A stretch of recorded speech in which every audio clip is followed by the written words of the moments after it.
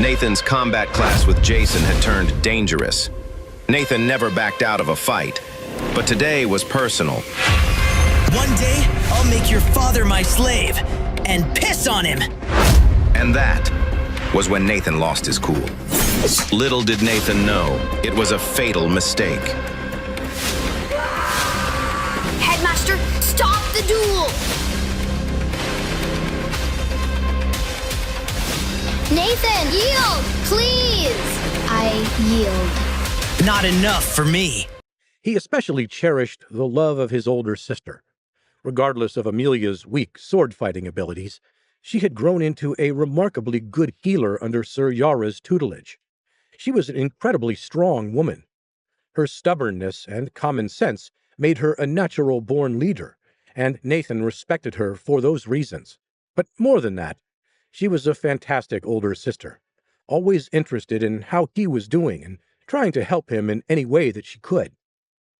When Ulrich was away on business, it was Amelia who took care of him. When Nathan had been gravely wounded, it was Amelia who sat by his side every minute of every day. Father was right.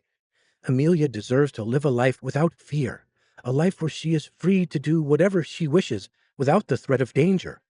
I swear to the heavens, I shall do my best to help her lead such a life. Nathan glanced up and saw the sadness in Ulrich's eyes. Don't worry, Father. House Hayfield will vanquish its enemies soon enough. Then Amelia will be free to do as she pleases, even marry and leave us, if that is her wish. Nathan knew that the royal matchmakers wouldn't take Amelia on as a client right now due to their family's lower status, but he also understood that Amelia wasn't the type to marry just anyone.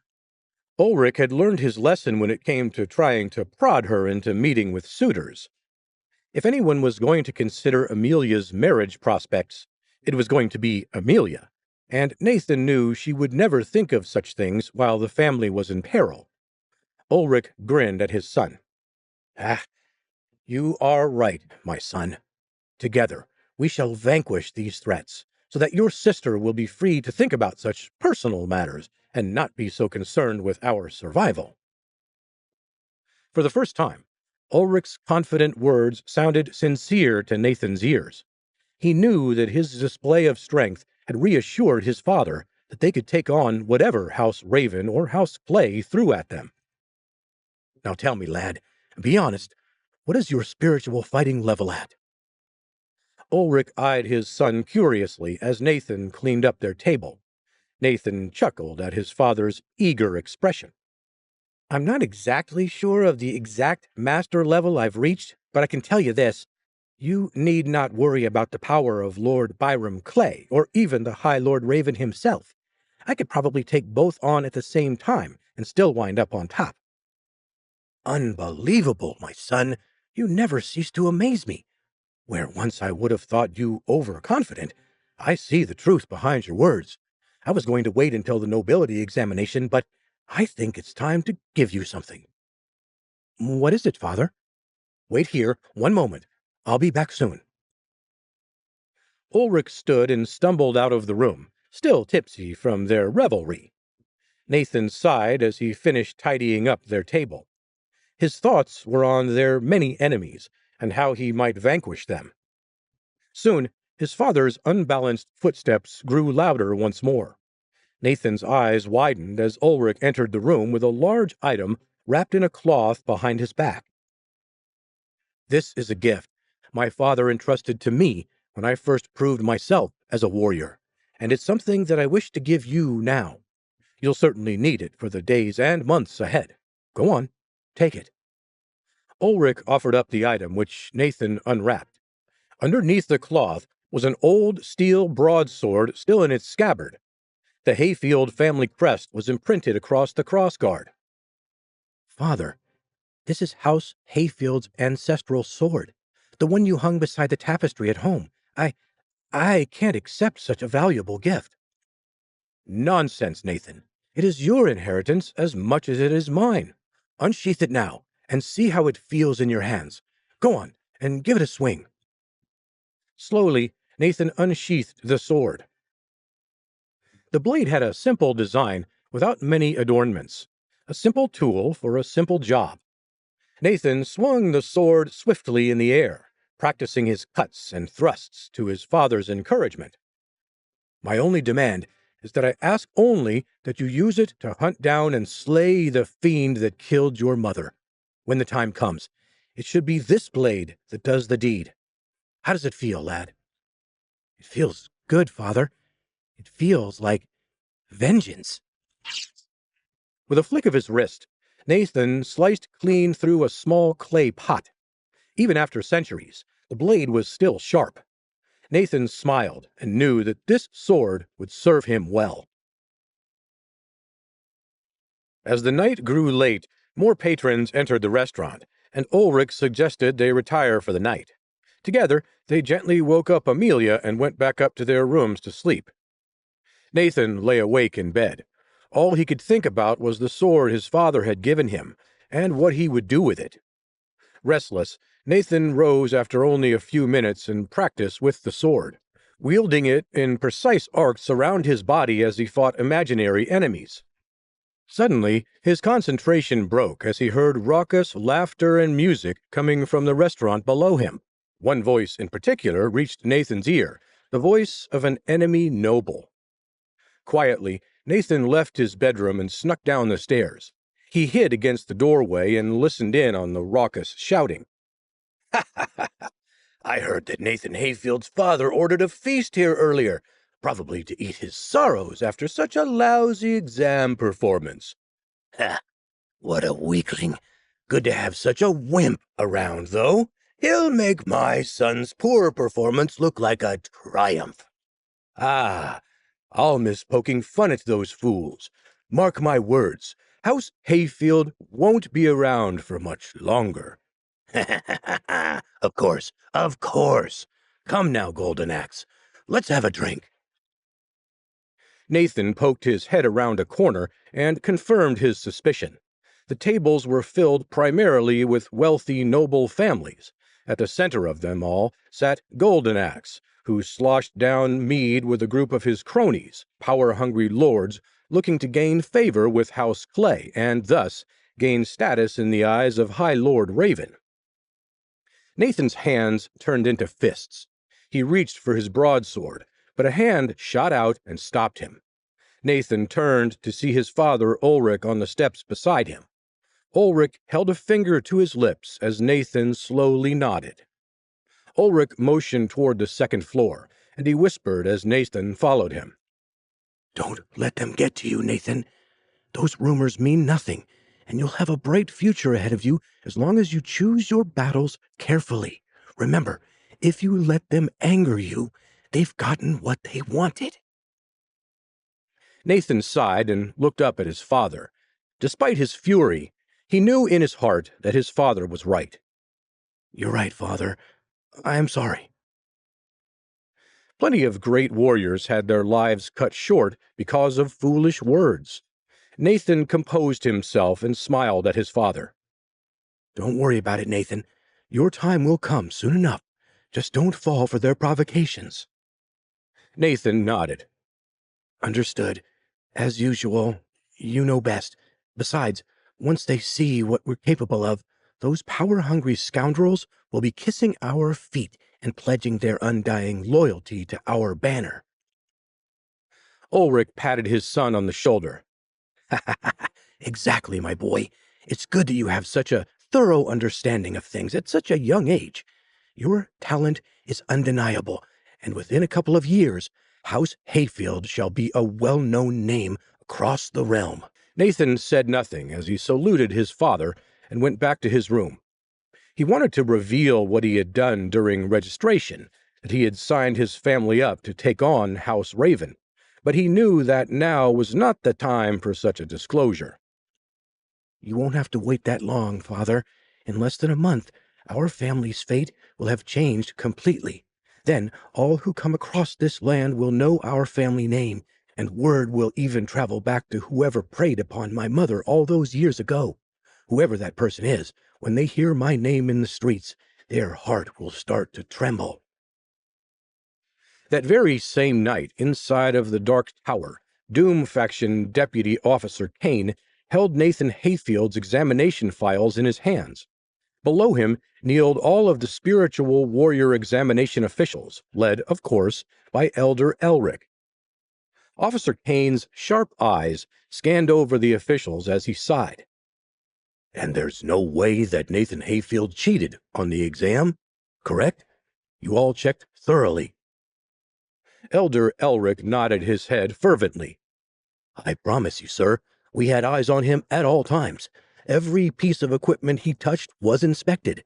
The chances of him cheating are virtually zero. Furthermore, based on my own observations, the student found the tests themselves to be incredibly easy, given his casual expression and remarks throughout the event."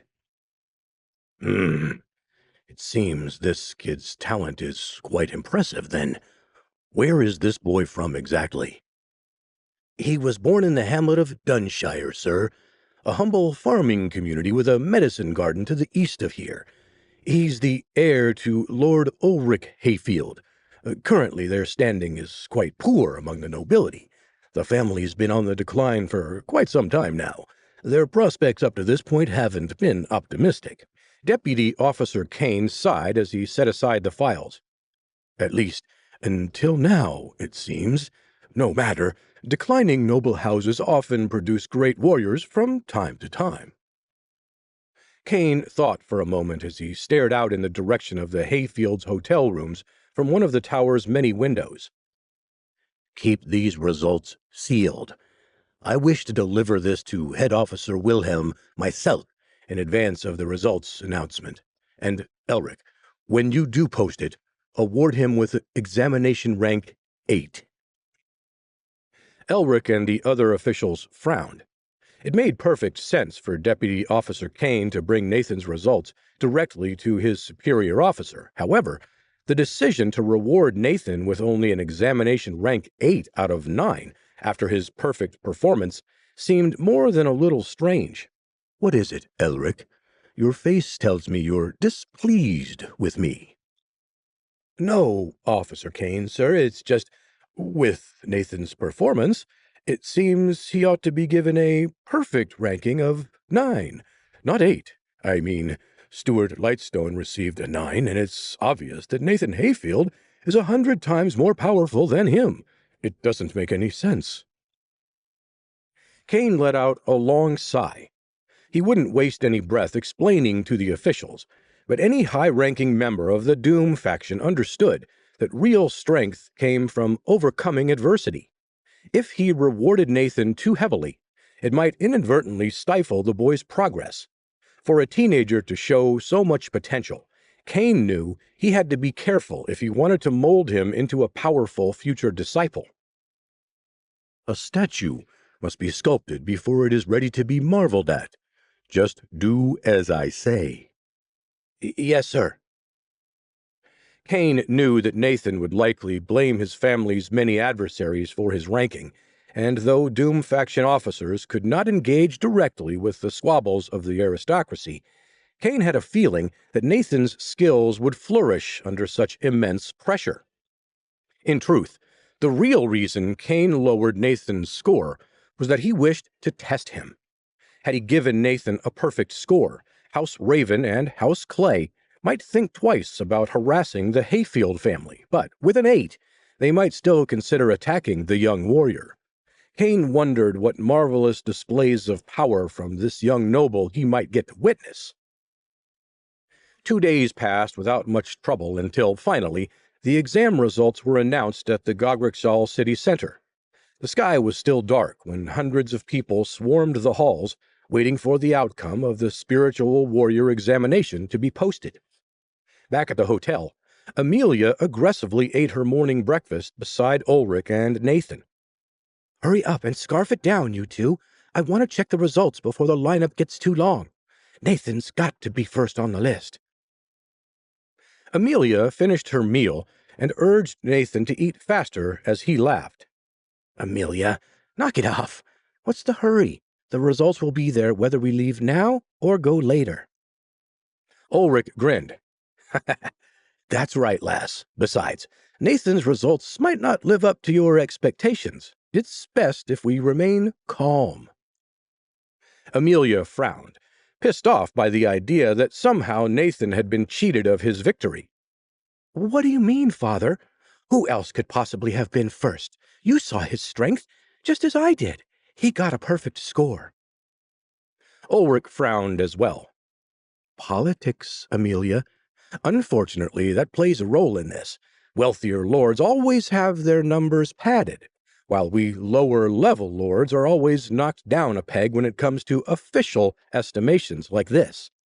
Even if Nathan's grades are extraordinary, I'll doubt they show up as well as they should. I just hope they've not tampered with too much." "Oh, Father, please don't say that. I'm certain Nathan's number 1. Anything lower than exam rank 9 would be a travesty. Don't you agree, Nathan?" "I appreciate the enthusiasm, sis, but let's wait to jump to any conclusions until after we see the standings, okay?" After finishing breakfast, the Hayfield family casually strolled over to the city center and joined the massive crowd. Nathan didn't seem the least bit nervous, while Amelia anxiously bit her fingernails from the suspense. Nathan knew something was up when they entered the crowd.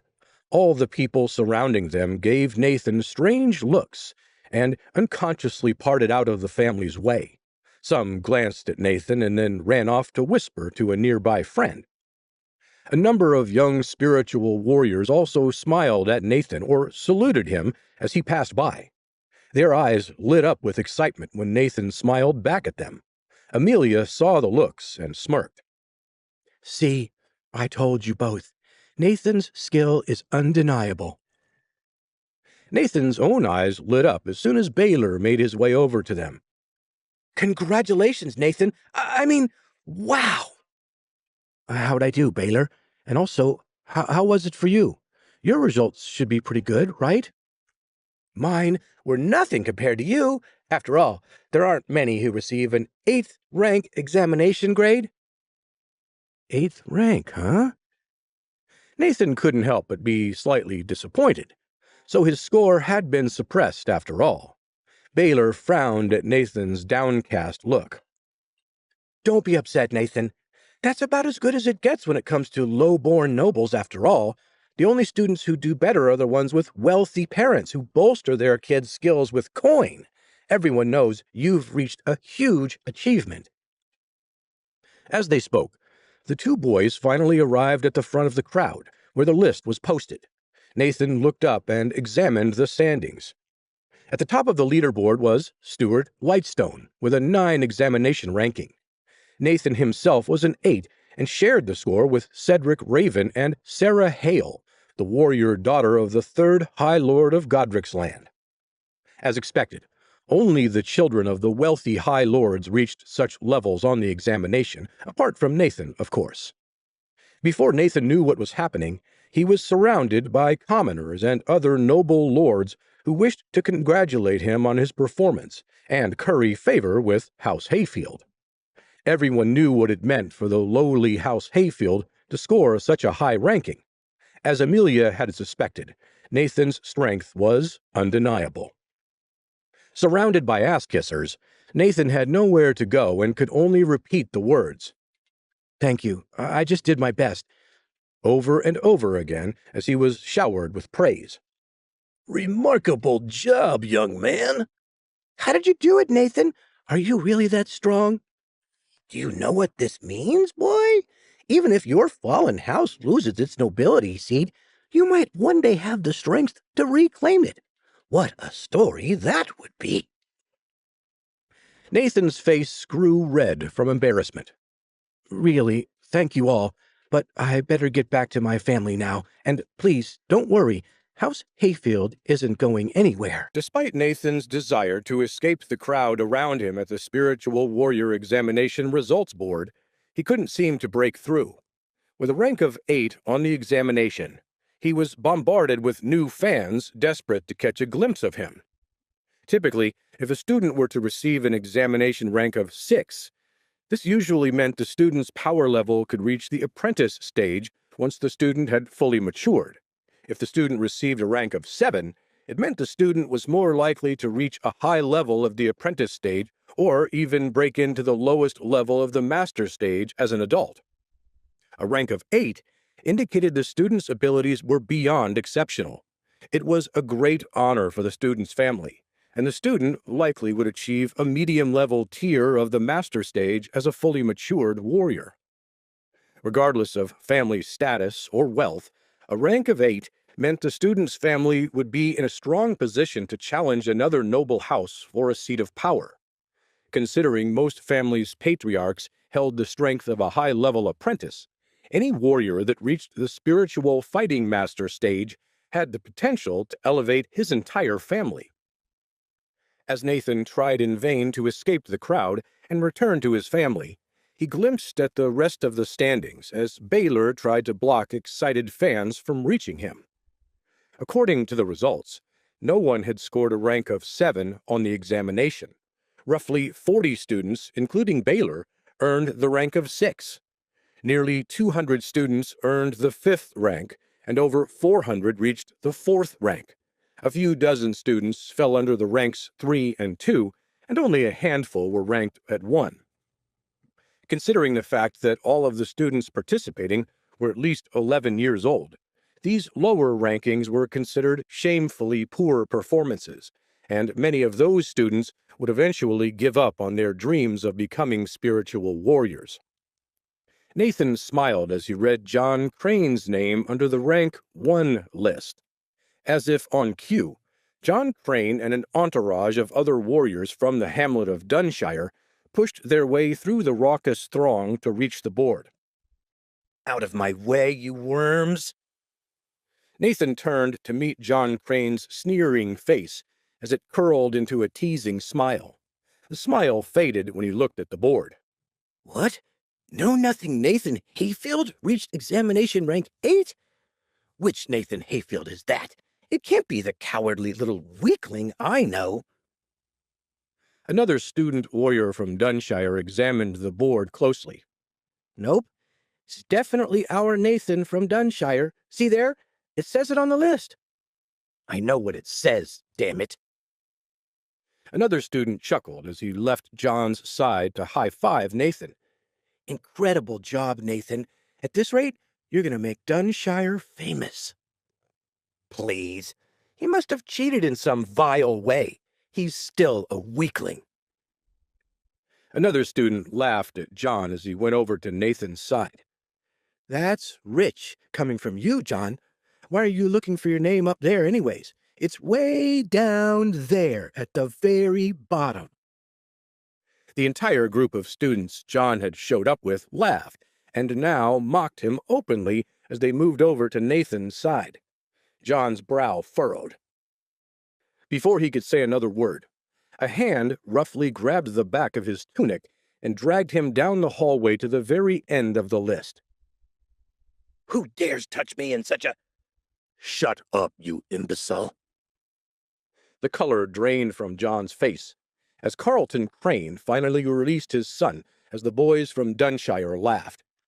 The embarrassment stung John worse than if he had failed the exam entirely. Carlton loomed menacingly over his son and pointed to the list. Look at it. Look at what a fool you've made of me. Before and during the examination, Carlton had boasted and bragged about his son's prowess to anyone who would listen. As soon as the list went up, he had received an endless onslaught of ridicule for his son's performance. The Crane family name was now the butt of every joke in town. Upon seeing his own score, John cursed under his breath. His face flushed from embarrassment. John knew he'd performed terribly, but he never thought his score would be this bad.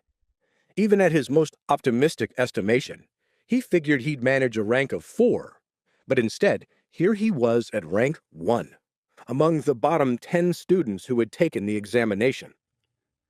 Papa, please, it was a fluke. I felt sick or something. I swear it wasn't my fault. Nathan smirked as Carlton's neck veins bulged. Carlton let loose a scream that shook the halls. Enough squeaking. You Insolent little flea! I've given you every luxury and invested thousands of silver coins into your training, your housing, and your food, and this is the thanks I get for all my money? What a waste of a son you are, you sniveling, pathetic weakling!